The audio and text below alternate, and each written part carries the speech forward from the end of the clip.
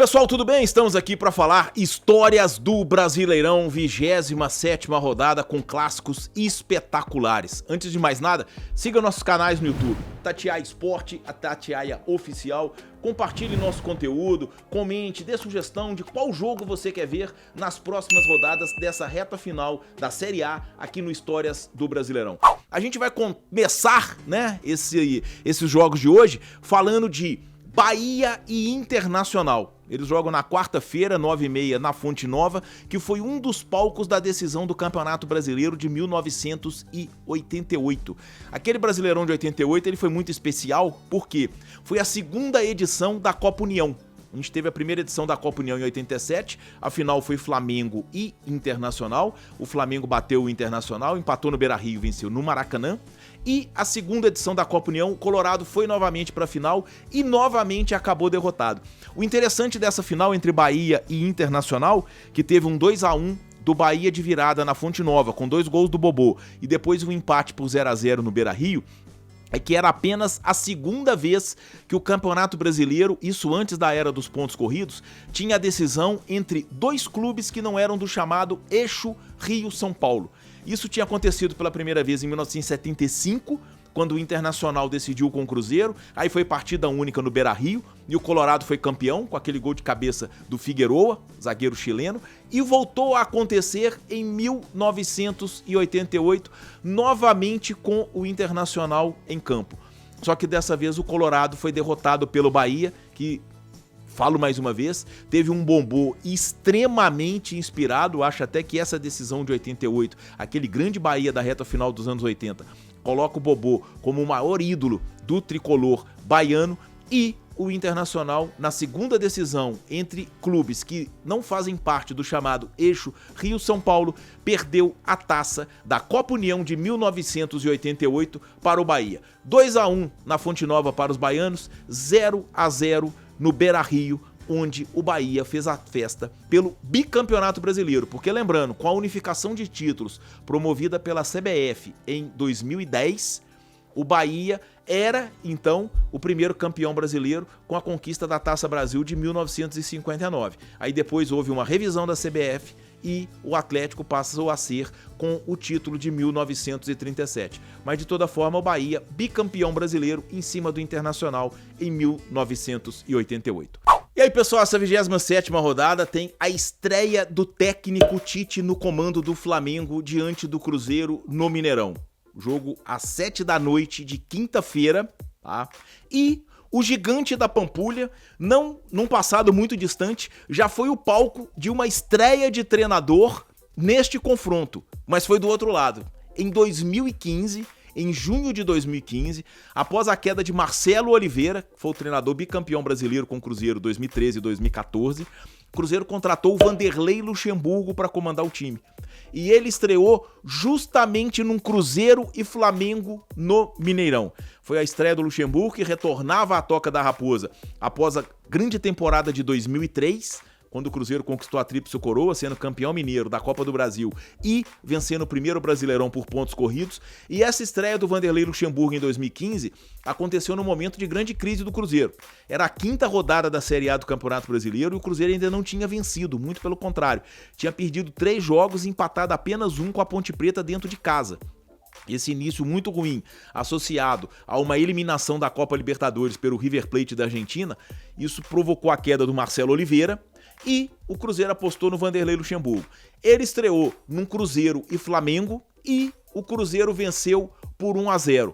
O gol foi de um jogador que hoje está no Fluminense, mas sem jogar porque está suspenso por doping, o zagueiro Manuel. Na reta final já do jogo, já foi depois dos 30 minutos do segundo tempo, após uma cobrança de escanteio feita pelo Alisson, o Manuel subiu atrás do Henrique, volante do Cruzeiro, e marcou de cabeça, o goleiro do Flamengo era o Paulo Vitor, o gol da vitória cruzeirense na estreia de Vanderlei Luxemburgo, aliás, na reestreia, né? Na segunda passagem dele pela Toca da Raposa 2. Agora, na próxima quinta-feira, o confronto no Mineirão marcará a estreia de outro treinador, só que do lado flamenguista, o técnico Tite, que desde que foi eliminado da Copa do Mundo com a seleção brasileira, não comandava nenhuma equipe. Agora nós vamos falar de Palmeiras e Atlético, grande clássico nacional, foi um dos confrontos das oitavas de final da Libertadores desse ano. Os palmeirenses levaram a melhor, aliás, terceiro ano consecutivo que o Palmeiras elimina o Atlético na Copa Libertadores, mas agora eles se enfrentam pela 27ª rodada do Campeonato Brasileiro. É um jogo decisivo para os dois, o Palmeiras, se ainda quiser sonhar com o título, o Atlético para poder se aproximar do grupo que vai à Copa Libertadores do ano que vem. Eu vou contar aqui uma história de 1970. Sim, o Campeonato Brasileiro, né, ele tem várias épocas, né, ele tem vários marcos, tá? E em 1970 foi um período de transição. Foi a última edição da chamada Taça de Prata, que era o Robertão, né, o torneio Roberto Gomes Pedrosa, que nasceu como Rio São Paulo e a partir de 67 recebeu clubes de outros estados.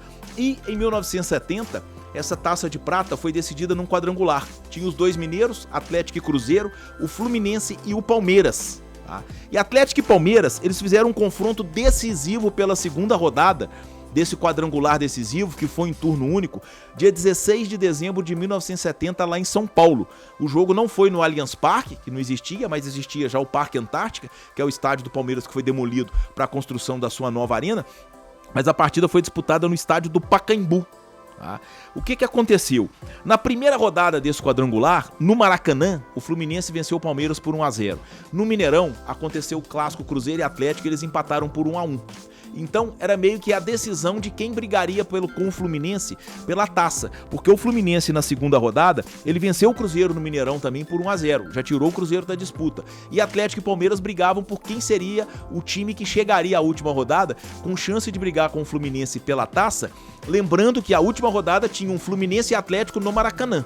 Tá? O Palmeiras venceu o Atlético por 3-0 e praticamente tirou do Atlético a chance, aliás, praticamente não, tirou do Atlético a chance de brigar pelo título, porque o Galo ficou com 1 ponto e o Fluminense já tinha 4. E naquela época a vitória valia apenas 2 pontos. Então a última rodada teve os dois mineiros como coadjuvantes, com Palmeiras e Fluminense brigando pela taça. Fluminense e Atlético no Maracanã, Fluminense jogando pelo empate, Palmeiras e Cruzeiro lá em São Paulo, Palmeiras precisando vencer e contar com a derrota do Fluminense para poder ter a chance de ser campeão. Fluminense e Atlético empataram por 1-1 e o Fluminense foi campeão. Curiosamente, Atlético e Palmeiras são os times que venceram os primeiros 3 títulos do Campeonato Nacional de Clubes, que iniciou em 1971, e aí com a chancela de Campeonato Brasileiro. Né? Muita gente, a nomenclatura das competições ela era muito diferente nos anos 70, 80. Campeonato Brasileiro, com este nome oficialmente, vai nascer só em 1989, após a Copa União. Mas era o Campeonato Brasileiro. E o Galo, que foi finalista de 70, foi o campeão de 1971.